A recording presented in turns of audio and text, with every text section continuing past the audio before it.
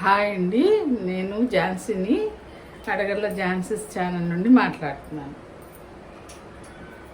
ఈరోజు మనము ఇది రసం అండి.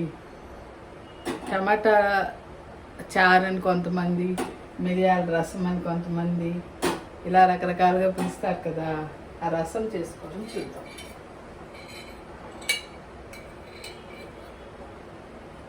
దీనికి ఒక టేబుల్ స్పూన్ వేస్తున్నాను. ఇది అయితే తాలింపు దినుసులు ఏంటంటే మనకి మెంతులు, ఆవాలు, జీలకర్ర, వెల్లుల్లిపాయి, 2 ఎండుమిరపకాయలు ఇవి వేసేయాలండి. అయితే వీటితో పాటు ఒక స్పెషల్ ఇది ఏంటంటే ఇది వాము వేస్తే మనకి డైజెషన్కి అది బాగుంటుంది అంటారు కదా. ఇలా కొంచెం నలిపి ఈ వాము కూడా వేసారు. అప్పుడు చారు రుచి బాగుంటుంది, మనకి డైజెషన్ కూడా. అసలు చారే డైజెషన్కి మంచిదని కదా వాడతాము, బాగుంటుంది. నెక్స్ట్ కరివేపాకు, కొంచెం ఇట్లా పొడుగ్గా కట్ చేసుకున్న ఉల్లిపాయ ముక్కలండి.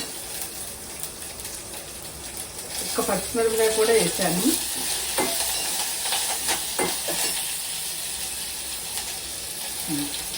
ఇదేమో 2 టమాటాలు, ఒక మీడియం సైజు 2 టమాటాలు కట్ చేశాను.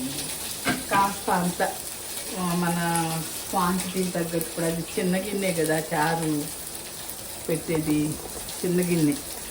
ఆ గిన్నె సరిపడా కొద్దిగా అంత చింతపండు కూడా నానబెట్టి గుజ్జులా చేసి ఉంచాను అనమాట.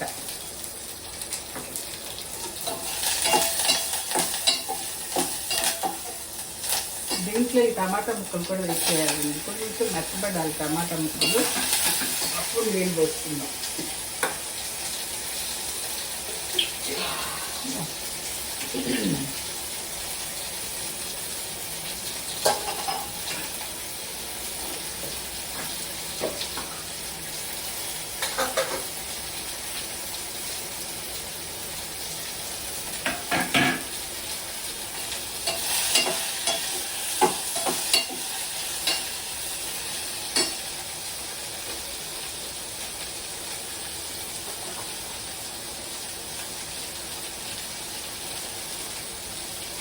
దీంట్లో ఇట్లా ఒక 3/4 స్పూన్ ఉప్పు వేసానండి.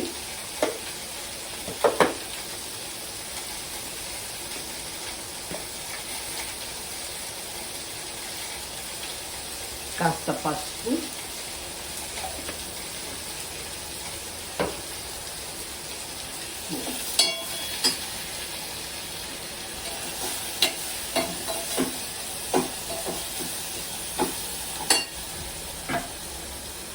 కొంచెం మగ్గనిద్దామండి. అయితే ఇంతకుముందు వీడియోలో నెత్తళ్ళ ఇగురు చేశా, చేపలు నెత్తళ్ళ కూర ఇగురు చేశానండి. అది ఫైనల్గా చూపించడానికి ఇంకా వీడియో లెందీగా అయిపోతుందని తాలింపు వేసి నీళ్ళు పోసే వరకు అట్లా చూపించాను అనమాట. ఇదిగోండి కూర.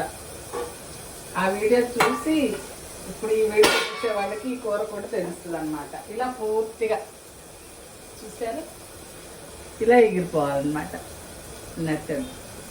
ఇది ఇగురు, నెత్తళ్ళు ఇగురు. ఈ నెత్తళ్ళు ఇగురికి కాంబినేషను రసం కదండి. రసం ఉండాలి కంపల్సరీ. అదే మనం చేపల పులుసు పెట్టుకుంటే ఇంకా రసం అక్కర్లా, ఇగురు పులుసు కావాలి.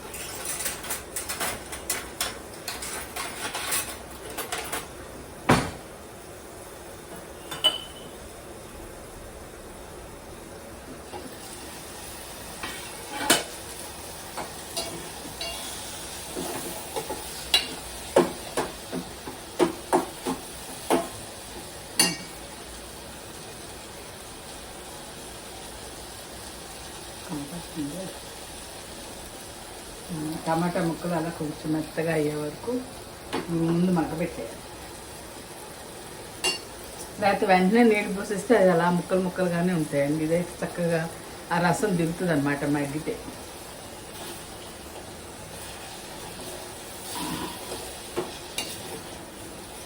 అయితే దీంట్లో ఇప్పుడు ఏమేస్తాం మనం చూడండి. అయితే ధనియాలు, జీలకర్ర, మిరియాలు అన్ని, వెల్లుల్లిపాయ కలిపి పొడిగొట్టైనా ఉంచుకోవచ్చు. అదే మనం చారు పొడి అంటాం కదా, రసం పొడి అని.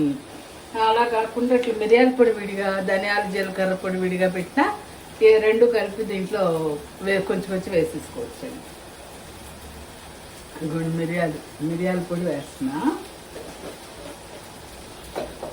ధనియాలు జీలకర్ర పొడి 1 స్పూన్ వేస్తున్నానండి. ఇవ్వండి, పెద్ద స్పూన్.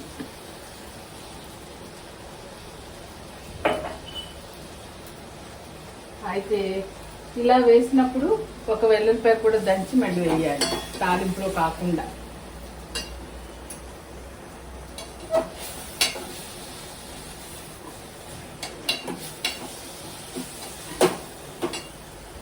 ఇప్పుడు ఇది మనం చింతపండు గుజ్జులా చేసి ఉంచాను కదండి. ఈ చింతపండు లోపలే ఉంచేసాను నేను.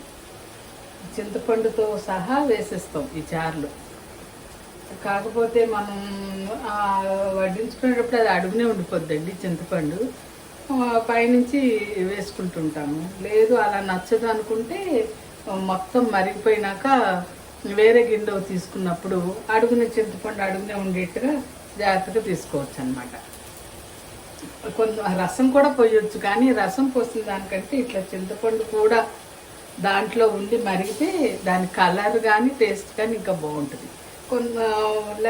కొంతమంది ఇంక ఇదంతా వద్దు అనుకుంటే ఇది కూడా తీసేసి రసమే పోసుకోవచ్చు. కానీ ఇలా పోస్తే ఆ కలర్ వేరేగా కనపడుతుంది, మంచి డార్క్ కలర్లోకి వచ్చి బాగుంటుంది అన్నమాట.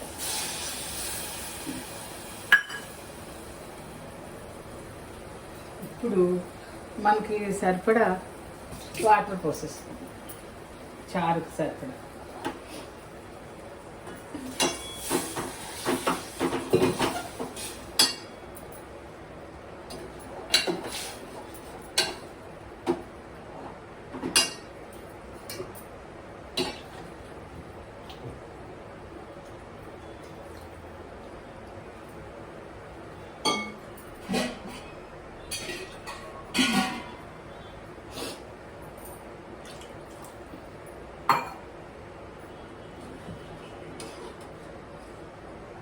ఇవన్నీ కలిపి మరుగుతాయి అన్నమాట. ఇప్పుడు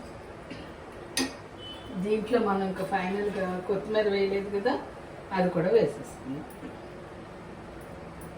ఇది చారే కదా అనుకుంటాం. చూసారా చారులో ఎన్ని రకాలు పండియో. ధనియాల పొడి, జీలకర్ర పొడి, మిరియాలు, కరివేపాకు, కొత్తిమీర, టమాటాలు ఇవన్నీ కదా.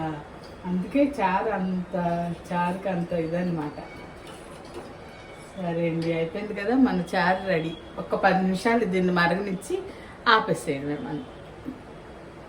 చూసారా, దీన్ని ఇప్పుడు నేను పెట్టింది వామ్ చారు లెక్క వస్తుంది. దీన్ని ఆ వామ్ బదులు కొంచెం అల్లం దంచి వేసామనుకోండి, అల్లం చారు అంటారు అది. సరేనండి, థ్యాంక్ యూ.